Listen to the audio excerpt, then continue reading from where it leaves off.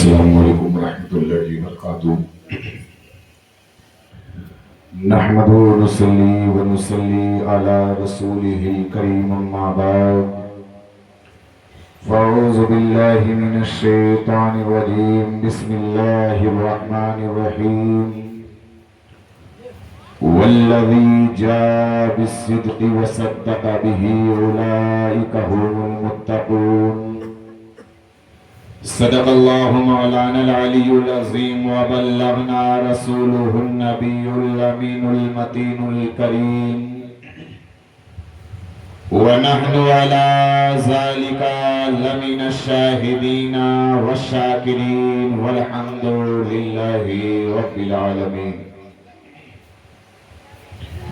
شاہ است حسین بادشاہ است حسین دی است حسین دی پناہ است حسین سرداد نداد دست در دست یزید حقا کے بنا لا الہ است حسین بندے پروردگارم امتی احمد نبی دوست دارے چار یارم تابع اولاد علی مذہب حنفیہ دارم ملت حضرت خلیل خاک پائے غوث اعظم زیر سایہ ہر ولی قادریم ناریا غوث اعظم زنم دمز شیخ احمد رضا خان قطب عالم بھی زنم اے اشرف زمانہ زمانے مدد نما درہائے بستہ راز کلید کرم کشا محترم سامعین اکرام، آئیے انتہائی خلوص عقیدت و احترام کے ساتھ آقائے نامدار مدینے کے تاجدار نائب پروردگار احمد مختار حبیب کردگار جناب محمد مصطفیٰ علیہ تحیت و ثنا کی بارگاہ بے کس پناہ میں جھوم جھوم کر ہدیہ درود کا نذرانہ پیش کرنے پڑھیں باواز اللہم صلی علی سیدنا شفیعنا حبیبنا مولانا محمد مادنی الکرم وعلا آلہ وصحابہ وبارک وسلم صلو علیہ صلاۃ وسلام علیک یا رسول اللہ صلی اللہ تعالی علیہ وسلم۔ سرکار امام علی مقام کی بارگاہ میں منقبت کے دو تین شعر میں آپ کی خدمت کے حوالے کر رہا ہوں، سماعت فرما لیں، ایک مرتبہ محبت سے بول دیں سبحان اللہ، سماعت فرما لیں۔ میرے دل سے پوچھئے کہاں کہاں حسین ہے، یہ میرے دل سے پوچھئے کہاں کہاں حسین ہے، کہاں کہاں حسین ہے، یہ میرے دل سے پوچھئے کہاں کہاں حسین ہے، یہ میرے دل سے پوچھئے کہاں کہاں حسین ہے، کہاں کہاں حسین ہے، ارے جہاں جہاں ہے مصطفیٰ وہاں وہاں حسین ہے، جہاں جہاں ہے مصطفیٰ وہاں وہاں حسین ہے، وہاں وہاں حسین ہے۔ اور یہ بھی شعر بطور خاص سماعت فرما لیں، پتہ محبت سے بول دیں سبحان اللہ۔ فنا فنا یزیدیت بقا بقا حسینیت، فنا فنا یزیدیت بقا بقا حسینیت، فنا فنا یزیدیت بقا بقا حسینیت، فنا فنا یزیدیت بقا بقا حسینیت، یزید نار نار ہے جنا جنا حسین ہے، یزیدیت نار ہے جنا جنا حسین ہے، میرے دل سے پوچھئے کہاں کہاں حسین ہے، اور زمین پہ رینگتی ہوئی یزیدیت کو کیا خبر، زمین پہ رینگتی ہوئی یزیدیت کو کیا خبر، زمین پہ رینگتی ہوئی یزیدیت کو کیا خبر، زمین پہ رینگتی ہوئی یزیدیت کو کیا خبر، فلک فلک ہے پتا کہ آسماں حسین ہے، فلک فلک کو ہے پتا کہ آسماں حسین ہے، یہ میرے دل سے پوچھئے کہاں کہاں حسین ہے، کہاں کہاں حسین ہے۔ لہو جو ان کا مل گیا گلاب جیسا کھل گیا،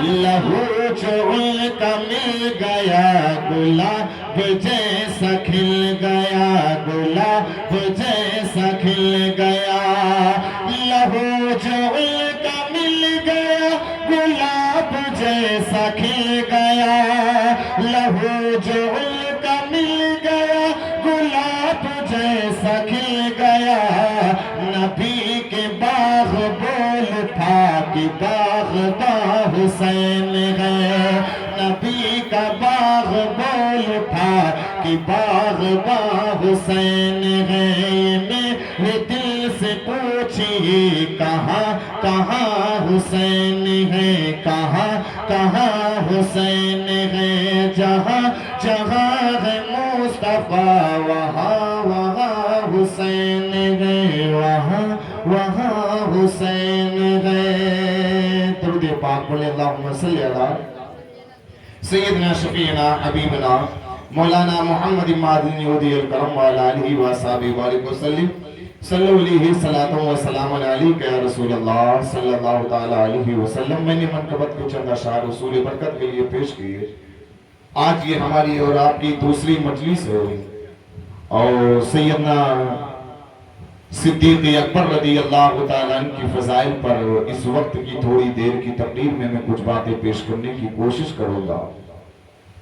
میں نے جس آیت کریمہ کی تلاوت کرنے کا شرف حاصل کیا، اللہ تعالیٰ قرآن مجید میں ارشاد فرماتا ہے وَالَّذِي جَاءَ بِالصِّدْقِ وَصَدَّقَ بِهِ أُولَئِكَ هُمُ الْمُتَّقُونَ، یعنی وہ جو سچائی لایا اور جنہوں نے ان کی تصدیق کی، یہی لوگ متقی ہیں۔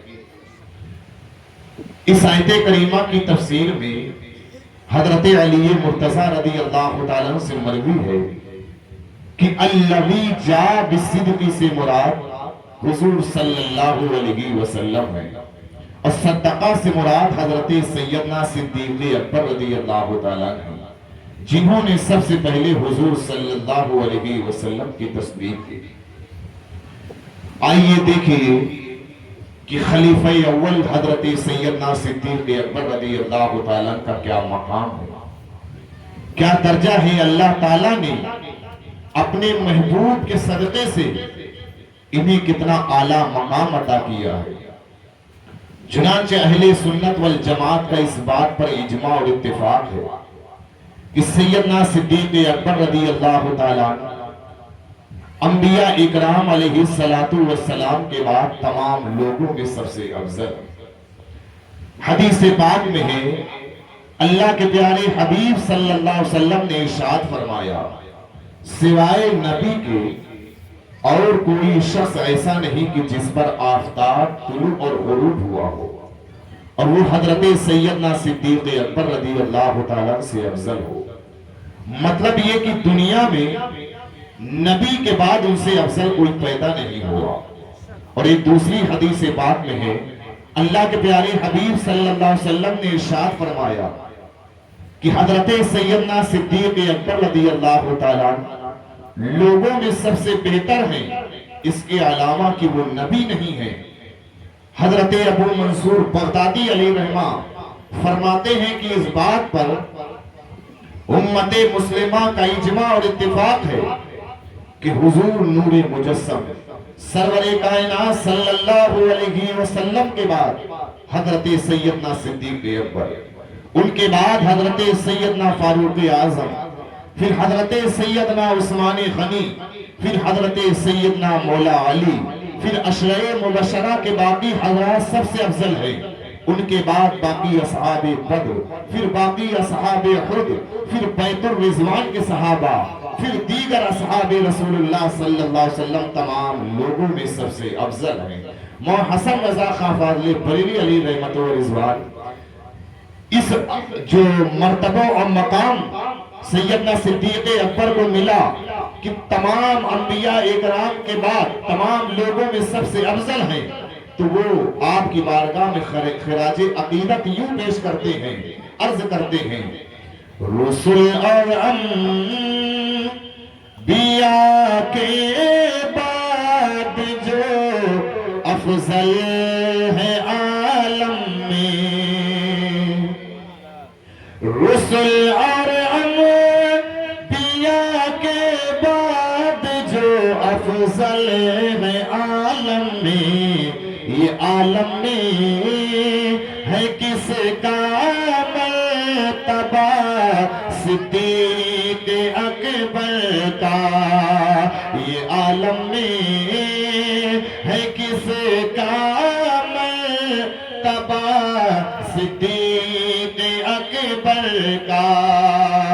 حضرت سیدنا صدیق اکبر رضی اللہ تعالیٰ عنہ کے فضائل میں اور آپ کی عظمت کی اظہار میں بہت سی حدیثیں بھی وارد ہوئی ہیں۔ اللہ کے پیارے حبیب صلی اللہ علیہ وسلم نے ارشاد فرمایا کہ کسی شخص کے مال نے مجھ کو اتنا فائدہ نہیں پہنچایا کہ جتنا فائدہ ابو بکر کے مال نے پہنچایا ہے۔ اور ترمذی شریف میں یہ حدیث شریف بھی ہے کہ اللہ کے پیارے حبیب صلی اللہ علیہ وسلم نے ارشاد فرمایا کہ اے ابو بکر صدیق، غار ثور میں تم میرے ساتھ رہے اور حوض کوثر پر بھی تم میرے ساتھ رہو گے۔ اور ترمذی شریف میں حضرت عائشہ صدیقہ رضی اللہ تعالیٰ عنہا سے روایت ہے کہ وہ فرماتی ہیں کہ ایک روز میری والد محترم حضرت سیدنا صدیق اکبر رضی اللہ تعالیٰ حضور کی بارگاہ میں حاضر ہوئے تو حضور نے فرمایا: انت عتیق اللہ من النار، یعنی اللہ نے تجھے جہنم کی آگ سے آزاد کر دیا۔ حضرت عائشہ صدیقہ رضی اللہ تعالیٰ عنہ فرماتی ہے کہ اسی روز سے میرے والد محترم کا نام عتیق پڑ گیا۔ اور ابو داؤد شریف کی حدیث شریف ہے کہ دیکھیں، میں یہ حدیث پیش کر رہا ہوں کہ دیکھیں خلیفہ اول سیدنا صدیق اکبر کو اللہ تعالیٰ نے کیا مقام دیا ہے، کیا رتبہ دیا ہے۔ جب وہ حضور پر نثار ہوئے، کلمہ حق کو پڑھ کر جب دامن رسول کو تھاما ہے، پھر اللہ نے انہیں وہ مقام عطا کر دیا، وہ رتبہ عطا کر دیا حضور کے صدقے سے کہ انبیاء کے بعد تمام کائنات میں اللہ تعالیٰ نے انبیاء کے بعد انہیں ساری چیزوں سے افضل بنا دیا۔ تو سوچے اگر ہم اور آپ حضور کی سچی غلامی اختیار کر لیں اور اللہ ہمیں مقام عطا کر دے، رتبہ عطا کر دے اور ہمارے گناہوں کو معاف کر کے ہمیں جنت الفردوس میں رہنے کے لیے جگہ عطا کر دے، تو پھر کون سی تعجب کی بات ہے۔ یہ دیکھیں خلیفہ اول سیدنا صدیق اکبر ہیں، حضور پر نثار ہوئے تو اللہ کے پیارے حبیب نے انہیں کیا مقام دیا، کیا رتبہ دیا۔ ابو داؤد شریف کی حدیث شریف ہے، اللہ کے پیارے حبیب صلی اللہ علیہ وسلم نے ارشاد فرمایا: اے ابو بکر سن لو، تم میری امت میں سب سے پہلے جنت میں داخل ہوگے۔ یہ مقام ہے سیدنا صدیق اکبر رضی اللہ تعالیٰ عنہ کا۔ اللہ کے پیارے حبیب صلی اللہ علیہ وسلم سے آپ بے انتہا محبت فرماتے تھے اور اللہ کی راہ میں خرچ کرنے اور سخاوت کرنے کے بارے میں بھی سارے صحابہ پر فوقیت رکھتے تھے۔ اللہ کی بارگاہ میں خرچ کرنے اور سخاوت کرنے کے بارے میں بھی سارے صحابہ پر فوقیت رکھتے تھے۔ حدیث شریف کی دو مشہور کتابیں ترمذی اور ابو داؤد شریف کی حدیث شریف میں ہے کہ اللہ کے پیارے حبیب صلی اللہ علیہ وسلم نے ایک دن صحابہ اکرام کو اللہ کی بارگاہ میں صدقہ و خیرات کرنے کا حکم فرمایا۔ حضرت فاروق اعظم فرماتے ہیں کہ اس وقت میرے پاس کافی مال تھا، میں نے اپنے دل میں سوچا اگر حضرت سیدنا صدیق اکبر رضی اللہ تعالیٰ سے آگے آگے بڑھنا کسی دن میرے لیے ممکن ہوگا تو وہ آج کا دن ہوگا. میرے پاس کافی مال ہے, میں اللہ کی بارگاہ میں پیش کر کے اور اللہ کے رسول کی بارگاہ میں پیش کر کے ان سے سبقت لے جاؤں گا. چنانچہ حضرت فاروق اعظم فرماتے ہیں کہ میں آدھا مال لے کر خدمت رسول صلی اللہ علیہ وسلم میں حاضر ہوا تو حضور نے فرمایا اے عمر, اپنے اہل و عیال کے لیے, اپنے گھر والوں کے لیے کیا چھوڑ کر آئے ہو؟ تو عرض کیا اے پیارے مصطفیٰ. حضرت فاروق اعظم فرماتے ہیں کہ میں نے عرض کیا اے پیارے مصطفیٰ, اپنے گھر والوں کے لیے آدھا مال چھوڑ آیا ہوں اور آدھا مال آپ کی خدمت میں لے کر آیا ہوں. پھر حضرت سیدنا صدیق اکبر رضی اللہ تعالی جو کچھ بھی ان کے پاس تھا وہ سب لے کر آ گئے. اللہ کے پیارے حبیب نے اسے ارشاد فرمایا اے ابو بکر, اپنے اہل و عیال کے لیے کیا چھوڑ آئے ہو؟ حضرت سیدنا صدیق اکبر رضی اللہ تعالیٰ عنہ عرض کرتے ہیں یا رسول اللہ, اپنے اہل و عیال کے لیے اللہ اور اس کے رسول کو چھوڑ آیا ہو. مطلب یہ کہ میرے اور میرے اہل و عیال کے لیے اللہ اور اس کا رسول کافی ہے. کسی شاعر نے کیا خوب ہی کہا ہے, جو پوچھا نبی نے کہ کچھ کر بھی چھوڑا تو صدیق اکبر کے ہونٹوں پہ آیا, وہاں مال دولت کی کیا ہے حقیقت, وہاں مال دولت کی کیا ہے حقیقت, جہاں جا لٹانے کو دل چاہتا ہے, وہاں مال دولت کی کیا ہے حقیقت, جہاں جا لٹانے کو دل چاہتا ہے.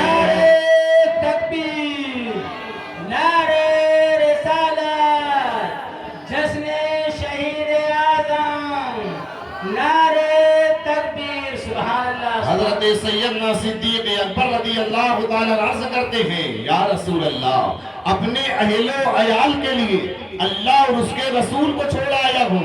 مطلب یہ کہ میرے اہل و عیال کے لیے اللہ اور اس کا رسول کافی ہے. پروانے کو چلا, بلبل کو پھول بس, صدیق کے لیے ہے خدا کا رسول بس. حضرت فاروق اعظم فرماتے میں نے اپنے دل میں کہا کہ میں کبھی حضرت سیدنا صدیق اکبر رضی اللہ تعالیٰ پر سبقت نہیں لے جا سکوں گا.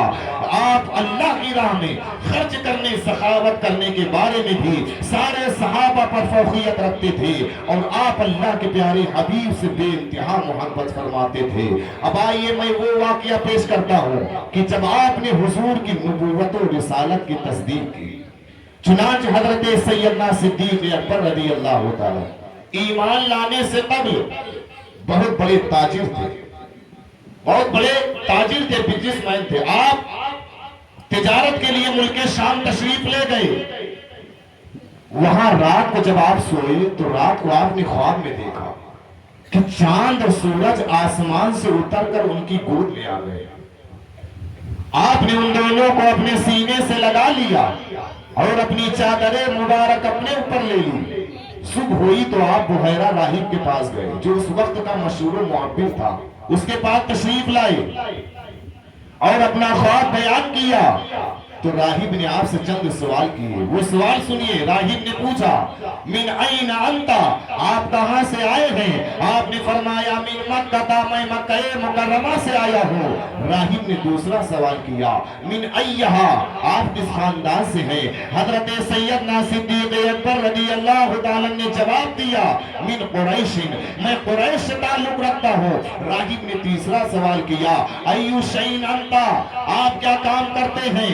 آپ نے فرمایا تاجرن, تاجر ہو. تو راہب نے سوالات کے جوابات سن کر کہا ان صدق اللہ رؤیاک فإنہ یبعث نبیا من قومک تکون وزیرہ فی حیاتہ وخلیفتہ بعد وفاتہ. اللہ تبارک و تعالی تمہارے خواب کو حقیقت بنا کر مشاہدہ میں اس طرح لائے گا کہ تمہارے قوم میں ایک نبی کو مبعوث فرمائے گا اور تم ان کی حیات میں ان کے وزیر ہو گئے اور ان کے انتقال کے بعد ان کے خلیفہ ہو گئے، ان کے جانشین ہو گئے۔ حضرت سیدنا صدیق اکبر رضی اللہ تعالیٰ جب خواب کی تعبیر کو سنتے ہیں تو بہت خوش ہو جاتے ہیں، اور جب حضور نے اعلان نبوت کیا، اپنے نبی ہونے کا دعویٰ کیا، تو حضرت سیدنا صدیق اکبر حضور کی بارگاہ میں حاضر ہوئے اور عرض کیا، یا محمد مد دلیل ولا تدا، اے محمد صلی اللہ علیہ وسلم، آپ کے پاس اپنے نبی ہونے کی کیا دلیل ہے؟ کیونکہ جو نبی ہوتا ہے وہ معجزات لے کر آتا ہے، اگر آپ نبی ہیں تو کوئی معجزہ دکھائیے۔ شاعر نے اس عرض کو اس طرح بیان کیا ہے، معجزہ دکھائیے تاکہ آؤں میں اسلام میں۔ تو حضور صلی اللہ علیہ وسلم نے ارشاد فرمایا، الرؤیا التی رأیت فی الشام، کیا وہ معجزہ کم ہے جو دیکھا ملک شام میں؟ تو حضرت صدیق اکبر سوچ میں پڑ گئی، بات ہوئی دو کے درمیان تیسرے کو کیسے خبر ہو گئی؟ بات ہوئی ملک شام میں مدینے والے کو کیسے خبر ہو گئی؟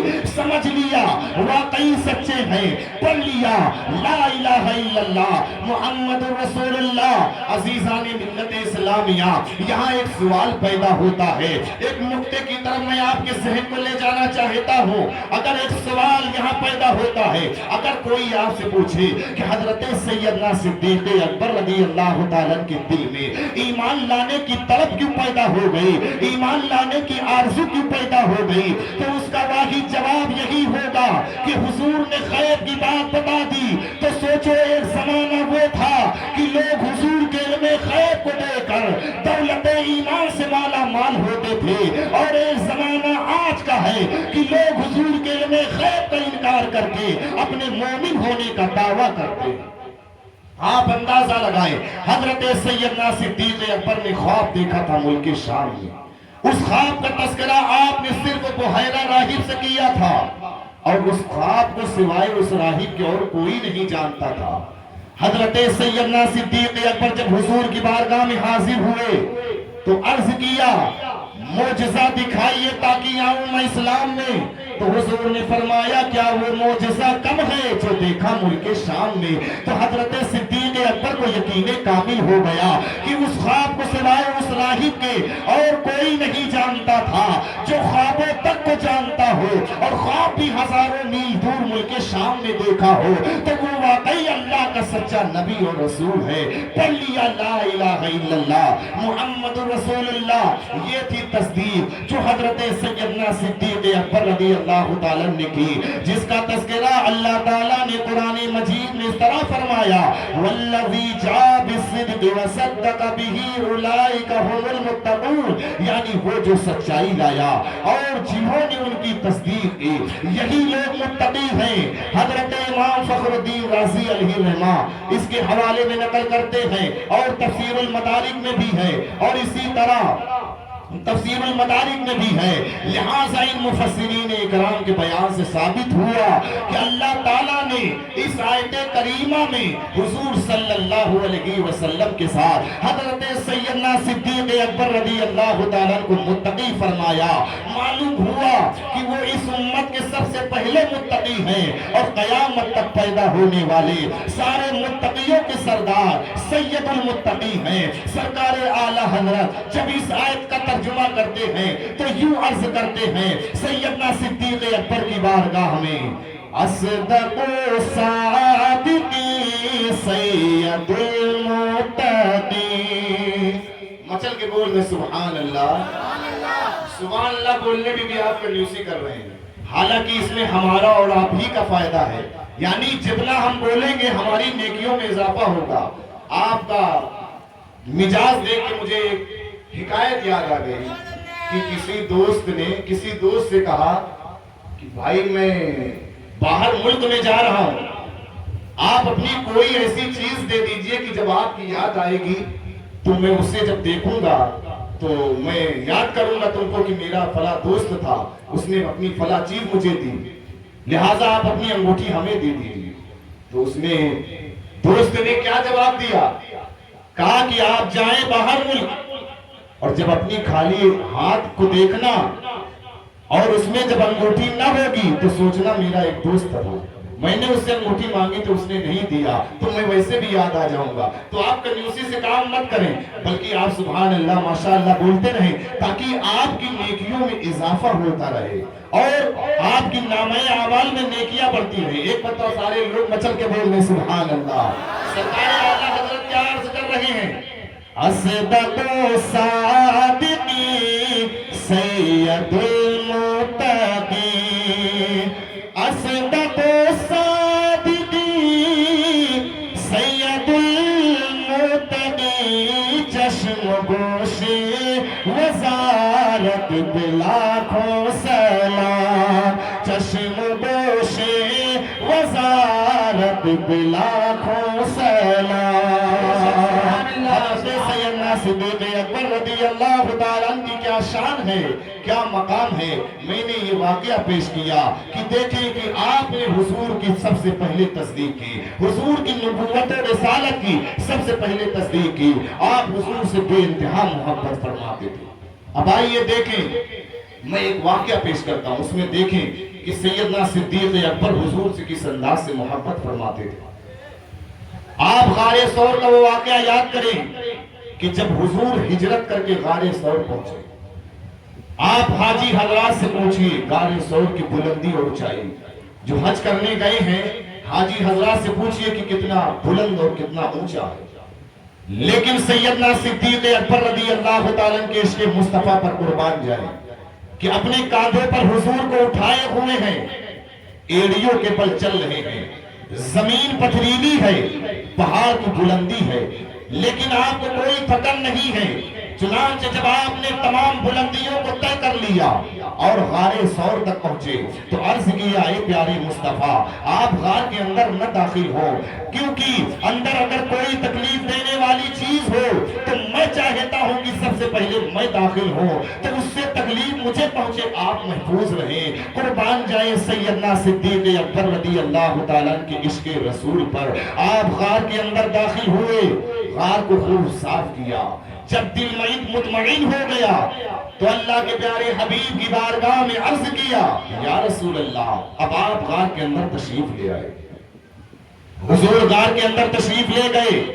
حضرت سیدنا صدیق اکبر رضی اللہ تعالیٰ نے عرض کیا جس کو سید المفسرین حضرت عبداللہ ابن عباس رضی اللہ تعالیٰ نے روایت کیا ہے کہ حضرت سیدنا صدیق اکبر رضی اللہ تعالیٰ نے عرض کیا آقا سخت پیاس لگی ہوئی ہے. عزیزان ملت اسلامیہ آپ خود سوچے کہ حضرت سیدنا صدیق اکبر رضی اللہ تعالیٰ خود پیدل چل کر غار تک پہنچے ہیں, سب بلندیاں خود طے کی ہیں. آپ کو اس چیز کا اچھی طرح علم تھا کہ اتنی بلندی پر پانی کہاں, نہ راستے میں کہیں پانی دکھا, مگر حضرت سیدنا صدیق اکبر رضی اللہ تعالیٰ کے شدت پیاس کا عرض کرنا حکمت سے خالی نہ تھا. یہ ان کو بھی معلوم تھا کہ پانی نہیں ہے, مگر ان کا یہ عقیدہ تھا کہ جس ہستی کے ساتھ آیا ہوں وہ ہستی مختار کائنات ہے, اگر وہ چاہے تو یہاں بھی پانی پلا سکتے ہیں. تبھی تو عرض کیا تھا حضرت ابو بکر صدیق کے عرض کرنے پر حضور نے نہیں فرمایا کہ اے ابو بکر یہاں میں تمہیں پانی کیسے پلا سکتا ہوں, میں تو کچھ نہیں کر سکتا, مجھے تو کوئی اختیار نہیں, بلکہ اللہ کے پیارے حبیب نے فرمایا اذهب الى صدر الغار فاشرب, غار کے درمیان میں جاؤ اور پانی پی لو.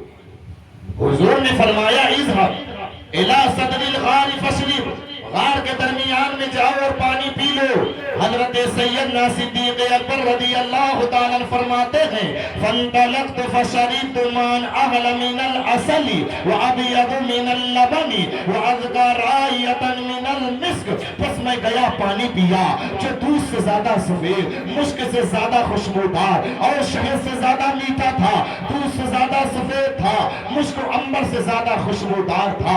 سرکار اعلیٰ حضرت عرض کرتے ہیں یا رسول اللہ مانگیں گے مانگی جائیں گے, منہ مانگی پائیں گے. مچل کے بول دے سبحان اللہ. کیا عرض کرتے ہیں یا رسول اللہ مانگیں گے مانگی جائیں گے, منہ مانگی پائیں گے. مانگیں گے مانگی جائیں گے, منہ مانگی پائیں گے. سرکار میں نہ لاہ نہ حاجت اگر کی ہے، سرکار میں نہ لاہ نہ حاجت اگر کی ہے۔ حضرت ابو بکر صدیق فرماتے ہیں کہ میں پانی پی کر واپس آیا تو حضور نے فرمایا شرط تھا، تم نے پانی پی لیا؟ حضرت ابو بکر صدیق فرماتے میں نے عرض کیا نام فدا کا بھی و امی، ہاں اے پیارے مصطفیٰ میں نے پانی پی لیا۔ حضور نے فرمایا اے ابو بکر کیا میں تمہیں بشارت نہ سنا دوں؟ عرض کیا اے پیارے مصطفیٰ کیوں نہیں، ضرور سنائیے۔ حضور صلی اللہ علیہ وسلم نے ارشاد فرمایا ان اللہ تعالی امر الملک المعقل بانہار الجنت مخرج نہرا من الجنت الفردوس الى صدر الغاری فشربت ابو بکر، اللہ تعالیٰ نے انہار جنت کے صدر فرشتے سے فرمایا کہ جنت الفردوس سے ایک نہر کھود کر غار کے کنارے پہنچا دو تاکہ میرے صدیق اکبر پیاس بجھائیں۔ اس پر حضرت صدیق اکبر نے عرض کیا وَلَعِنْدَ اللَّهِ هَذِهِ الْمَنْزِلَةُ، کیا اللہ کے ہاں میرا اتنا بڑا مرتبہ ہے، کیا اللہ کے ہاں میرا اتنا بڑا مقام ہے؟ حضور نے فرمایا نام و افضل، ہاں اور اس سے بھی افضل ہو، وَالَّذِي بَعَثَنِي بِالْحَقِّ نَبِيًّا لَا يَدْخُلُ الْجَنَّةَ مُبْغِضُكَ وَلَوْ كَانَ لَهُ عَمَلُ 70 نَبِيًّا، مجھے اس ذات کی قسم جس نے مجھے نبی پر حق مبعوث فرما کر بھیجا ہے، تمہارے ساتھ بغض رکھنے والا ہرگز جنت میں داخل نہ ہوگا اگرچہ اس کے عمل 70 انبیاء کے برابر ہو۔ آپ اندازہ لگائیں حضرت سیدنا صدیق اکبر کی محبوبیت کا عالم کیا ہے، ان کی مقبولیت کا عالم کیا ہے کہ اگر کوئی انسان 70 نبیوں کے برابر عمل رکھے اور اس کے دل میں خلیفہ مصطفیٰ حضرت صدیق اکبر کا بغض ہو تو حضور فرماتے ہیں اے صدیق اکبر تمہارا بغض اسے جنت میں جانے سے محروم کر دے گا۔ عزیزان ملت اسلامیہ، یہاں میں ایک نکتے کی بات عرض کرتا ہوں کہ آج کچھ لوگ ہیں جو کہتے ہیں عمل کرو، عمل کام آئے گا، عقیدہ مسلک وغیرہ چھوڑو، یہ فتنہ ہے۔ عمل کرنا چاہیے، عمل سے رجعت ہے، عمل کی رٹ لگا کر جال میں پھنسانے والے بد مذہب و گستاخوں کو یہ بھی سوچنا چاہیے کہ اللہ کے پیارے حبیب صلی اللہ علیہ وسلم کے نزدیک بنیادی چیز عقیدہ ہے، جیسا کہ اس روایت سے اظہر من الشمس ہے کہ حضور نے فرمایا لا يدخل الجنت مبغضک ولو کان له عمل 70 نبیا، کہ تمہارے ساتھ بغض رکھنے والا ہرگز جنت میں داخل نہ ہوگا اگرچہ اس کے عمل 70 انبیاء کے برابر ہو۔ واضح ہوا عمل تب کام آئیں گے جب عقیدہ ٹھیک ہوگا۔ جس کے دل میں خلیفہ مصطفیٰ سیدنا صدیق اکبر کا بغض ہو وہ 70 نبیوں کے برابر عمل رکھنے والا جنت میں داخل نہیں ہو سکتا، تو پھر دل میں جو بغض مصطفیٰ رکھتا ہو وہ کیسے جنت میں داخل ہو سکتا ہے؟ قرآن مجید میں اللہ تعالیٰ نے جہاں عمل کا حکم فرمایا ہے وہاں پہلے ایمان کا ذکر فرمایا ہے۔ قرآن مجید آپ پڑھو، اللہ تعالیٰ قرآن مجید میں ارشاد فرماتا ہے یا ایھا الذین آمنوا وعملوا الصالحات، اے ایمان والو نیک عمل کرو۔ پہلے ایمان اور عقیدے کا ذکر کیا، پھر اعمال صالحہ کا ذکر فرمایا۔ اور میں حضرت سیدنا صدیق اکبر رضی اللہ تعالیٰ عنہ کا عقیدہ اور ان کا مقام امت محمدیہ کے جلیل المرتبت مفسر جو سب کے نزدیک متفقہ مفسر ہیں حضرت امام فخر الدین رازی علیہ الرحمہ کی لاجواب تفسیر کبیر سے پیش کرتا ہوں۔ حضرت امام فخر الدین رازی علیہ الرحمہ اپنی تفسیر کبیر میں نقل فرماتے ہیں کہ اللہ کے پیارے حبیب صلی اللہ علیہ وسلم نے ایک دن حضرت سیدنا صدیق اکبر رضی اللہ تعالیٰ کو اپنی انگوٹھی دی۔ دیکھیں عقیدے کی بات آئی ہے، سیدنا صدیق اکبر کا عقیدہ دیکھیں، ان کا مقام دیکھیں، ان کا رتبہ دیکھیں۔ حضور نے انہیں ایک دن اپنی انگوٹھی دی اور فرمایا اکتب فیہ لا الہ الا اللہ، اس پر لا الہ الا اللہ لکھا لاؤ۔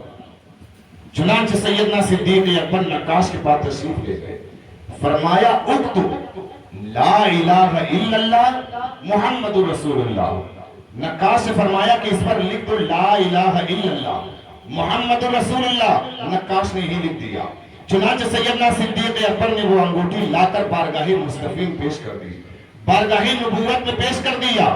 جب حضور نے اس انگوٹھی کو دیکھا تو اس پر لکھا ہوا تھا لا الہ الا اللہ محمد رسول اللہ ابو بکر صدیق۔ تو حضور نے فرمایا یا ابا بکر ما هذه الزوائد، اے ابو بکر زائد تم نے کیا لکھایا؟ تو حضرت سیدنا صدیق اکبر رضی اللہ تعالیٰ نے عرض کیا یا رسول اللہ صلی اللہ علیہ وسلم، میں نہیں چاہتا تھا کہ آپ کا نام اللہ کے نام سے جدا ہو، باقی میں نے لکھنے کو نہیں کہا۔ کتنے میں حضرت جبریل امین اللہ کی بارگاہ سے پیغام لے کر آتے ہیں، عرض کرتے ہیں اے پیارے مصطفیٰ، اللہ تعالیٰ ارشاد فرماتا ہے کہ ابو بکر کا نام میں نے لکھا ہے، اس لیے کہ صدیق اکبر اس بات پر راضی نہ ہوئے کہ آپ کا نام میرے نام سے جدا کر دے، تو اللہ تعالیٰ اس بات پر راضی نہیں کہ صدیق اکبر کا نام آپ کے نام سے جدا ہو۔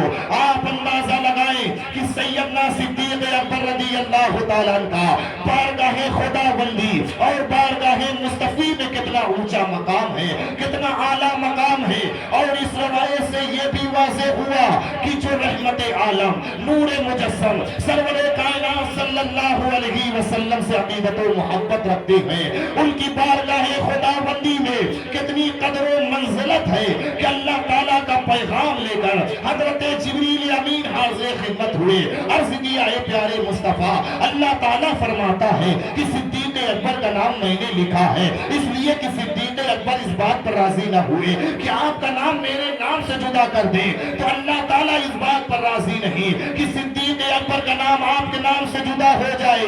اسی لیے ڈاکٹر اقبال نے کہا تھا کہ محمد سے وفا تو نے تو ہم تیرے ہیں۔ اللہ تعالیٰ فرماتا ہے کہ محمد سے وفا تو نے تو ہم تیرے ہیں۔ ارے یہ جہاں چیز ہے کیا لوح قلم تیرے ہیں، یہ جہاں چیز ہے کیا لوح قلم تیرے ہیں۔ حضرت سیدنا صدیق اکبر رضی اللہ تعالیٰ عنہ کا آپ نے مقام دیکھا، رتبہ دیکھا کہ بارگاہ خدا بندی میں اور بارگاہ مصطفی میں کتنا عرفہ و اعلیٰ مقام ہے۔ اب آپ اندازہ لگائیں، یہ سیدنا صدیق اکبر رضی اللہ تعالیٰ عنہ کی شان ہے، یہ ان کا مقام ہے، یہ ان کا رتبہ ہے، یہ ان کا درجہ ہے۔ اور اللہ کے پیارے حبیب صلی اللہ علیہ وسلم سے حضرت سیدنا صدیق اکبر رضی اللہ تعالیٰ کس انداز سے محبت فرما رہے ہیں۔ عزیزان ملت اسلامیہ، حضور کا اگر سچی محبت دل میں سما جائے اور حضور سے سچی عقیدت اگر دل میں بیٹھ جائے تو یاد رکھو، اگر اللہ کے پیارے حبیب کی سچی محبت دل میں بس گئی تو جس گلی سے بھی جاؤ گے تو لوگ کہیں گے انیس بے کسا کا مستانہ جا رہا ہے، یہ تو رسول عربی کا مستانہ جا رہا ہے، یہ تو رسول اللہ کا غلام جا رہا ہے۔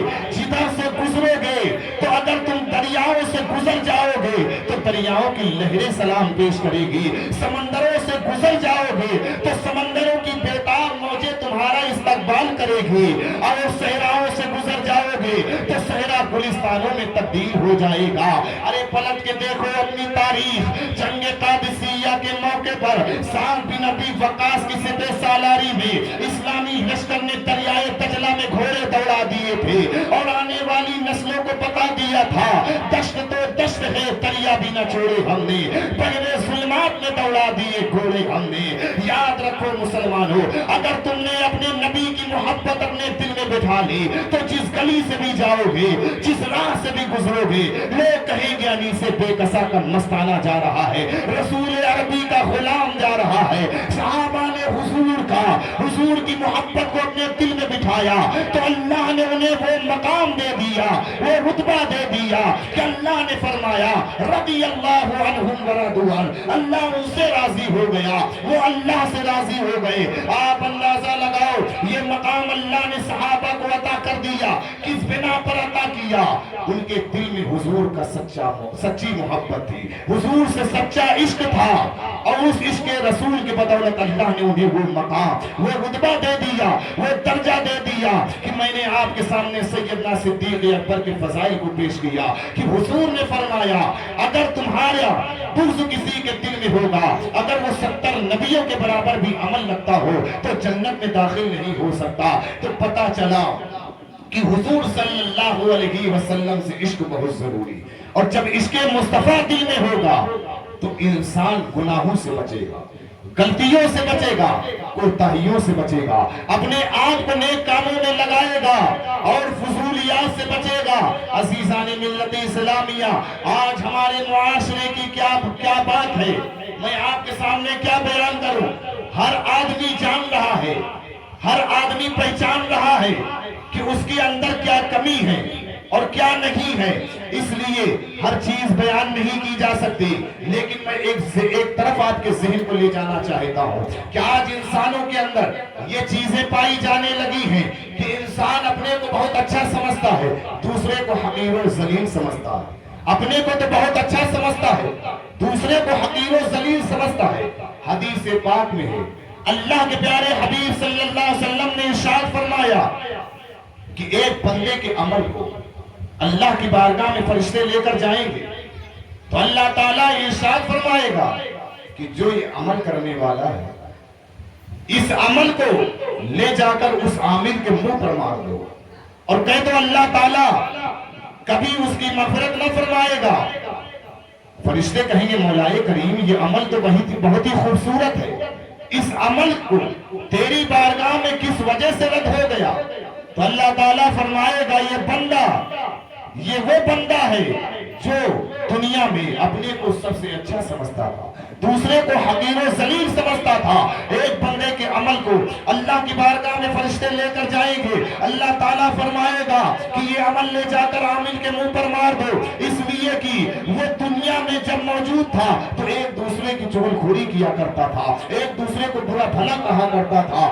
آپ اندازہ لگائیں کہ آج تو بہت آسان ہے کسی کو برا کہہ دینا، لیکن مسئلے کی بات ہے، کتابوں میں میں نے پڑھا کہ اگر کسی شخص پر کسی نے کوئی الزام لگایا یا کسی شخص کو کسی نے غلط کہا اور وہ غلط نہ تھا تو جو الزام لگایا گیا وہ پلٹ کر خود آپ کے اوپر آ جائے گا۔ اب آپ نے جو الزام لگایا ہے وہ الزام آپ کے اوپر آ جائے گا۔ اسی لیے انسان کو بہت پرہیز کرنا چاہیے، کسی کی چغل خوری نہیں کرنا چاہیے، اس لیے کہ جب ہم کسی کی چغل خوری کرتے ہیں، کسی کی غیبت بیان کرتے ہیں، کسی کو برا کہتے ہیں تو ہم نے جتنی نیکیاں کی ہوتی ہیں ہماری ساری نیکیاں اس کو مل جاتی ہیں اور اس کے سارے گناہ ہمارے نامہ اعمال میں آ جاتے ہیں۔ اس پر میں ایک واقعہ پیش کرتا ہوں، اس سے آپ اندازہ لگائیے۔ حضرت محبوب الہی رحمت اللہ تعالی علیہ، آپ کے پڑوس میں ایک شخص رہا کرتا تھا، ہمیشہ آپ کی برائی کیا کرتا تھا،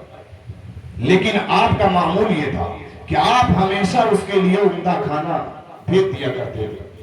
تو ایک دن اس کی بیوی نے کہا کہ تم جن کی برائی کرتے ہو اگر وہ تم کو کھانا نہ بھیجے تو ہم دانے دانے کے محتاج ہیں، اگر وہ کھانا نہ بھیجے تو ہم بھوکے مر جائیں۔ بتاؤ تم پر اتنے کریم ہیں، اتنے مہربان ہیں، تم پر اتنا کرم کر رہے ہیں کہ روزانہ تمہیں کھانا بھیجتے ہیں، لیکن تمہارا معمول یہ ہے تم بیٹھ کر چوراہے پر ان کی برائی کرتے ہو، ان کی غیبت بیان کرتے ہو۔ تو بیوی نے سمجھایا تو اس نے کہا کہ میں آج سے وعدہ کرتا ہوں میں آج سے ان کی برائی نہیں کروں گا۔ چنانچہ جو اس نے اپنے دل میں عہد کر لیا، جب اس نے عہد کیا تو اس دن سے حضرت محبوب الہی نے کھانا ہی بھیجنا بند کر دیا۔ تو بڑا پریشان ہوا کہ جب تک برائی کرتا رہا میرے گھر کھانا برابر پہنچتا رہا، محبوب الہی بھیجتے رہے، جن کی میں برائی کرتا تھا وہ بھیجتے رہے، لیکن جب آج میں نے ان کی تعریف شروع کر دی، ان کی برائی بند کر دی تو انہوں نے کھانا بھیجنا بند کر دیا. اسے یہ بات سمجھ میں نہیں آئی. آپ کی بارگاہ میں حاضر ہوا, کہا حضور بات سمجھ میں نہیں آئی, میں جب تک آپ کی برائی کرتا رہا, آپ کھانا بھیجتے رہے, میرے گھر بھیجتے رہے, میرا بہت خیال رکھا, لیکن جب میں نے یہ کام چھوڑ دیا تو آپ نے کھانا بھیجنا چھوڑ دیا. اس میں کیا راز ہے, کیا حکمت ہے؟ آپ نے فرمایا کہ تو میری مزدوری کیا کرتا تھا, میں تو مزدوری کے عوض وہ کھانا بھیج دیا کرتا تھا, اس لیے کہ جب تو میری برائی کرتا تھا تو اپنے سارے نیکی میرے نامہ اعمال میں کر دیتا تھا اور میرے سارے گناہ اپنے سر لے لیا کرتا تھا. اس کی آنکھ کھل گئی, اسے پتا چل گیا کہ برائی کرنے سے یہ نقصان ہوتا ہے کہ ہم اپنی ساری نیکیاں جس کی برائی کر رہے ہیں اس کو دے دیتے ہیں اور اس کے سارے گناہ اپنے سر لے لیتے ہیں. تو آپ اندازہ لگائیں کہ اگر ہمارے اندر یہ چیزیں پائی جا رہی ہیں تو پھر نہ ہماری نمازیں قبول ہوتی ہیں, نہ ہمارے روزے قبول ہوتے ہیں, نہ ہمارے صدقات و خیرات قبول ہوتے ہیں. یہ چھوٹی چیزیں ہیں لیکن یہ ایسی ناسور چیزیں ہیں کہ یہ ہماری نیکیوں کو کھا کر ختم کر دیتی ہیں, ہمیں احساس تک نہیں ہوتا. خیر ہم اور آپ یہاں پر موجود ہیں, اللہ تعالی ہمیں ان باتوں پر عمل کرنے کی توفیق عطا فرمائے, ہمیں اللہ تعالی ان باتوں پر چلنے کی توفیق عطا فرمائے. میں عرض یہ کر رہا تھا کہ حضور کے جو سچے غلام ہوتے ہیں, حضور کے جو سچے عاشق رسول ہو جاتے ہیں, وہ گناہوں سے دور ہو جاتے ہیں, گناہ ان کے اندر سے ختم ہو جاتا ہے. اس لیے عاشق رسول کے مقام پر جب بندہ فائز ہوتا ہے تو اللہ نے اسے وہ مقام دیا ہے حضور کے صدقے میں کہ جس کے دل میں حضور کی سچی محبت پیدا ہو جائے, حضور کا سچا غلام بن جاتا ہے, تو اللہ تعالیٰ اسے مومن کا درجہ نہیں بلکہ مومن کامل کا درجہ عطا کرتا ہے, مومن کامل کے درجے پر فائز کر دیتا ہے. حضور نے فرمایا لا یؤمن احدکم حتی اکون احب الیہ من والدہ وولدہ والناس اجمعین, تم میں سے کوئی اس وقت تک مومن کامل نہ ہوگا جب تک کہ اپنے ماں باپ سے بڑھ کر, اپنے اولاد سے بڑھ کر, حتیٰ کہ دنیا کی ہر چیز سے بڑھ کر اپنے نبی سے محبت نہ کرے.